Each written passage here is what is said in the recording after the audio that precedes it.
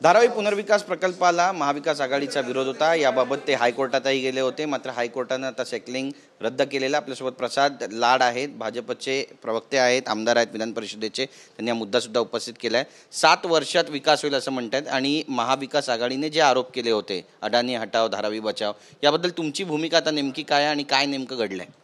महाविकास आघाडीमध्ये प्रामुख्याने शिवसेना, उभाटा आणि काँग्रेस पक्षाच्या तेव्हाच्या तत्कालीन आमदार वर्षा गायकवाड, मुंबईच्या अध्यक्षा, यांनी ज्या पद्धतीमध्ये धारावी विकासाच्या मुद्द्याचं राजकारण केलं आणि तोडपाणी महाविकास आघाडी, हे मी स्पष्ट लाईन वापरीन, तोडपाणी महाविकास आघाडी, ज्यामध्ये अडाणीसारख्या एका मोठ्या उद्योजकाला बदनाम करायचं, गोरगरीब जनतेला घर मिळू नये म्हणून त्याचं राजकारण करायचं, गोरगरीब जनतेला फसवण्याचं काम करायचं आणि त्यामधून निवडणुकीचं आपलं गाजर भाजून घ्यायचं, हा प्रकार ह्या महाविकास आघाडीच्या लोकांनी केला।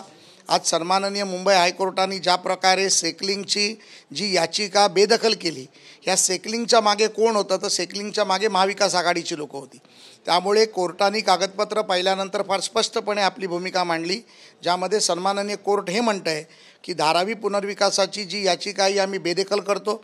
ज्या पद्धतीमध्ये सरकारने हे टेंडर केलं, ज्या पद्धतीमध्ये टेंडरची हाताळणी केली, ही अतिशय योग्य होती आणि सेकलिंगला असा कुठलाही अधिकार नाही किंवा कुठलेही कागदपत्र नाहीत ज्यामध्ये ते यामध्ये स्टे ऑर्डर आणू शकतील।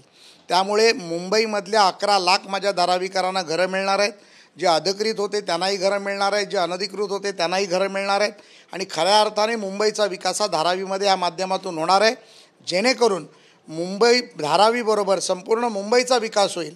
सर्वसामान्य राहणाऱ्या मराठी माणसाचा, चाळकरी माणसाचा, कामगारांच्या घराचा, जे झोपडीमध्ये राहतात, चाळीमध्ये राहतात, ह्या सर्वांना स्वतःच्या स्वप्नातलं मोठं घर मिळेल, याचा मला अतिशय आनंद आहे। वर्षा गायकवाड असू द्या किंवा त्यांची बहीण ज्योती गायकवाड असू द्या, यांनी याला विरोध केलेला आहे। ते म्हणतात की अशा पद्धतीनं विकास करता येणार नाही, अडाणी ज्या पद्धतीनं विकास करतात तो चुकीचा आहे, लोकांचं यामध्ये नुकसान आहे, धारावीची जमीन बळकावण्याचं कुठेतरी काम सुरू आहे। मला वाटतं की वर्षानुवर्ष आमदारकी ज्यांच्या घरात असल्यामुळे त्यांना असं वाटायला लागलं की धारावी ही त्यांची जागीर झालेली आहे, त्यामुळे त्या धारावीच्या जागिरीमध्ये आमचा काहीतरी वाटा असावा ह्याच्यासाठी तो केविलवाणा प्रयत्न होता आणि त्यामध्ये उद्धव ठाकरेंनी हा केलं। आपण पाहिलं असेल, समृद्धीचा विकास होत असताना समृद्धीच्या बाबतीत असेल, अटल लिंक सेतू असताना अटल लिंक सेतूच्या बाबतीत असेल, मेट्रोची कारशेड असताना मेट्रोच्या बाबतीत असेल, त्यानंतर बुलेट ट्रेन सुरू करताना बुलेट ट्रेनच्या बाबतीत असेल, प्रत्येक ठिकाणी इवन रत्नागिरीच्या रिफायनरी बाबत देखील ज्या ठिकाणी आवाज उठवला त्या ठिकाणी तोडपाणी करून नंतर स्वतःचा आवाज शांत करण्याचं काम जर कोणी केलं तर ते उभाटाच्या शिवसेनेने केलं। त्यामुळे धारावीमध्ये देखील त्यांचा तोच प्रयत्न होता, परंतु देवाभाऊंचं सरकार एवढं खणकर आणि मजबूत सरकार होतं की त्यांनी ह्यांना कुठलीही दाद लागू दिली नाही, प्रामाणिकपणे विकासाचा मुद्दा रेटला, हायेस्ट बिडरला काम दिलं आणि मला वाटतं येणाऱ्या 7 वर्षात धारावीचाच नाही तर मुंबईचा कायापालट झालेला आपल्याला पाहायला मिळेल। नक्कीच, पण आता भविष्यात महाविकास आघाडी म्हणा किंवा जे याचिका करते ते सुप्रीम कोर्टातही जाऊ शकतात, त्या ठिकाणी सुद्धा याचिका करू शकतात।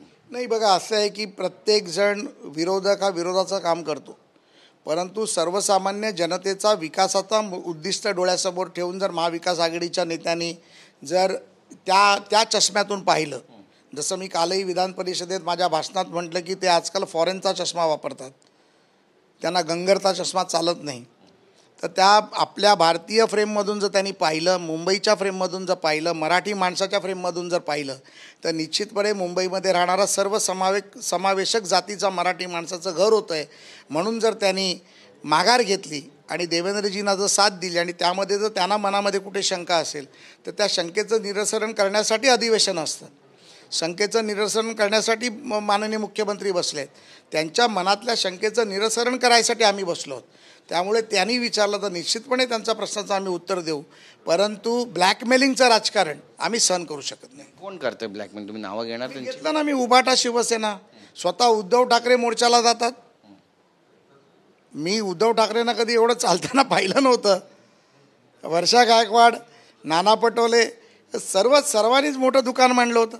त्यामुळे मला वाटतं की ज्या पद्धतीमध्ये ह्या लोकांनी या धारावीच्या विकासाचा मुद्दा आणि राजकारण केलं तो अतिशय गैर होतं। आज देखील आमची भगिनी ज्योतिताईंनी विधानसभेत धारावीचा मुद्दा मांडला, त्याच्यावरती तोपर्यंत हा निकाल आला नव्हता।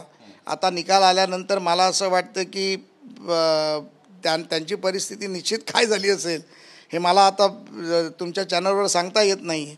परंतु मी माझ्या भगिनीला देखील तेच सांगतो की तुमच्या मनामध्ये जर कुठे शंका असेल, वर्षाताईला सांगतो तिच्या मनामध्ये कुठे शंका असेल तर त्यांनी माननीय मुख्यमंत्र्यांची वेळ घ्यावी, अधिकाऱ्यांची वेळ घ्यावी आणि विकासाचा प्रकल्प नक्की काय आम्ही करतोय याबद्दल माहिती समजून घ्यावी. नक्कीच. एक आणखी महत्त्वाचा प्रश्न आहे, मुंबई जे राहतात आणि मुंबईच्या आसपासच्या शहरांमध्ये जे राहतात ते मराठी माणसं, त्यांच्यावरती अन्याय होतं असं तुम्हाला वाटतं? कारण जे व्हिडिओज समोर आलेले आहेत आणि मराठी माणसं ही भिकारडी लोक आहेत, त्यांनी झोपडपट्टीत जाऊन राहायला पाहिजे, ते चिकन खातात, चिकन खाऊन घाण करतात, अशा आशयानं त्यांच्यावर आरोप केले जातात, त्यांना रॉडने मारहाण केली जाते. छत्रपती शिवाजी महाराजांच्या महाराष्ट्रामध्ये असे प्रकार वाढत आहेत. सरकारवरती आरोप होत आहेत की भाजपचं सरकार आल्यानंतर ही सगळी विषवल्ली पसरत चालली आहे. नाही, मी या बाबतीतलं मगाशी देखील एका चॅनलला बोलत असताना उत्तर दिलं. महाराष्ट्राचे सन्माननीय मुख्यमंत्री देवेंद्र फडणवीसांनी विधानसभेत आणि विधान परिषदेत याबाबतीतलं निवेदन केलं आणि निश्चितपणे त्यांनी सांगितलं की या अखिलेश शुक्ला नावाच्या व्यक्तीला अटक तात्काळ होईल आणि त्यांना अटक देखील झाली. या मजुरड्यांना आम्ही सहन करणार नाही आणि कुठल्याही प्रकारे मराठी माणसावरती अन्याय व्हायला देणार नाही, ही भूमिका आमची ठाम आहे. ज्या पद्धतीमध्ये सन्माननीय राजसाहेब ठाकरेंनी ट्विट करून मराठी माणसासाठी त्यांनी ट्विट केलं त्याचं देखील आम्ही स्वागत करतो. मराठी माणसावरती कुठे अन्याय होणार नाही हे देखील सांगतो. आणि ज्या पद्धतीमध्ये अखिलेश शुक्ला नावाच्या माणसाने लालबत्तीची गाडी लावून ज्या प्रकारची भाषा वापरली, ज्या प्रकारचं त्यांनी वर्तणूक केली, ज्या प्रकारे ते वागले, त्याचा देखील आम्ही निश्चितपणे निषेध करतो. पोलिसांना सख्तपैकी माननीय मुख्यमंत्र्यांनी ताकीद दिली आहे, यामध्ये तात्काळ गुन्हा दाखल करावा, जास्तीत जास्त त्याला शिक्षा व्हावी हा देखील प्रयत्न राहील. आणि ज्या पद्धतीमध्ये तो कुठल्या डिपार्टमेंटमध्ये काम करतो याचं देखील शहानिशा केली जाईल. जर त्या डिपार्टमेंटमध्ये काम करत असेल तर निश्चितपणे त्याच्यावरती कारवाई केली जाईल आणि ह्या बाबतीतला कायदा लवकरात लवकर बनवून महाराष्ट्रातल्या मुंबईतल्या मराठीकरांना न्याय देण्याचं काम हे देवाभाऊचं सरकार करेल याचा मला आत्मविश्वास आहे. नक्कीच. आपण पाहतोय की आता आदित्य ठाकरे यांनी देवेंद्र फडणवीस यांची भेट घेतली, संजय राऊत यांच्या घराची, ऑफिसची रेकी केलेली आहे, दिल्लीतल्या घराची पण रेकी केली आहे, त्याचे काही फुटेजेससुद्धा CCTV फुटेज समोर आलेले आहेत, त्यामुळे कारवाईची ते पण मागणी करतायत. दुसरीकडे आरोप असा होता आहे की महायुतीला पाशवी बहुमत मिळालं आहे, त्यामुळे संजय राऊत हे कुठेतरी महायुतीच्या टार्गेटवर आहेत. मला वाटतं की अशा प्रकारच्या विकृत बुद्धीने मानसिकतेने काम करणारं हे देवेंद्रजींचं सरकार नाही. तुम्ही परवा पाहिलं असेल तर दरेकरांनी आणि मी विधान परिषदेत एक पेनड्राईव्ह बॉम्ब टाकला ज्यामध्ये माननीय उद्धवजी मुख्यमंत्री होते त्यावेळेला एकनाथ शिंदे त्यांचे मंत्री असताना देखील एकनाथ शिंदेंवर कसा गुन्हा दाखल करता येईल, देवेंद्रजींना कसा आत टाकता येईल, आमचं सरकार येऊन द्या, बर्फाच्या लादीवर लोळवून मारतो, तुम्हाला जेलमध्ये घालतो, दरेकरांची बँक बंद करतो, तुम्हाला आत टाकतो, अशा प्रकारची भूमिका घेणारे उद्धव ठाकरेचं सरकार होतं. हे देवेंद्रजींचं सरकार नाही. देवेंद्रजींनी फार स्पष्ट भूमिका घेतली. ज्या वेळेला ते मुख्यमंत्र्यांची शपथ घेतली तेव्हाच त्यांनी सांगितलं की कुठल्याही प्रकारच्या विकृत मनोवृत्तीतून किंवा बदल्याच्या भूमिकेतून आम्ही काम करणार नाही. ज्यांनी माझ्यावर आरोप केले त्यांना मी माफ केलं, हेच त्यांच्यासाठी फार मोठी शिक्षा झाली. ह्या भावनेतून आम्ही काम करतो. संजय राऊत साहेबांच्या घराची जर रेकी झाली असेल तर ती निश्चितपणे चुकीचं आहे, त्याच्यावरती तात्काळ कारवाई केली जाईल आणि कुठल्याही भावनेतून संजय राऊतांना त्रास होणार नाही याची काळजी सरकार घेईल. परंतु मला वाटतं की संजय राऊत देखील कधीकधी स्वतःचा TRP वाढवण्यासाठी अशा प्रकारचे बॉम्ब फोडत असतात. त्यामुळे आजकाल सकाळचा त्यांचा TRP थोडा कमी झालेला आहे, कारण आता लोक कंटाळलेली आहेत. त्यामुळे संजय राऊतांचा तर हा षडयंत्र नाही ना TRP वाढवायचा, हा देखील विचार आपल्याला करावा लागेल आणि त्या दृष्टीने देखील सरकारने थोडासा चौकशी करताना तो अँगल ठेवावा, म्हणजे दूध का दूध पाणी का पाणी जनतेसमोर येईल. आमची बातचीत केल्याबद्दल. तर प्रसाद लाड यांनी आपली भूमिका मांडलेली आणि संजय राऊत यांच्या संदर्भात जी रेकी करण्यात आलेली आहे त्या व्यक्तींची चौकशी करा, सखोल चौकशी होईल असं आश्वासन सुद्धा देतात. कॅमेरा पर्सन खंडुराजचा गिरीश गायकवाड, TV9 मराठी, नागपूर.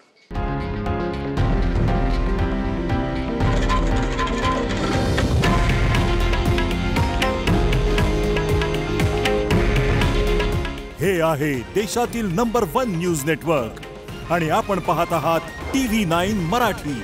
काळजी तुमची, हित महाराष्ट्राचं.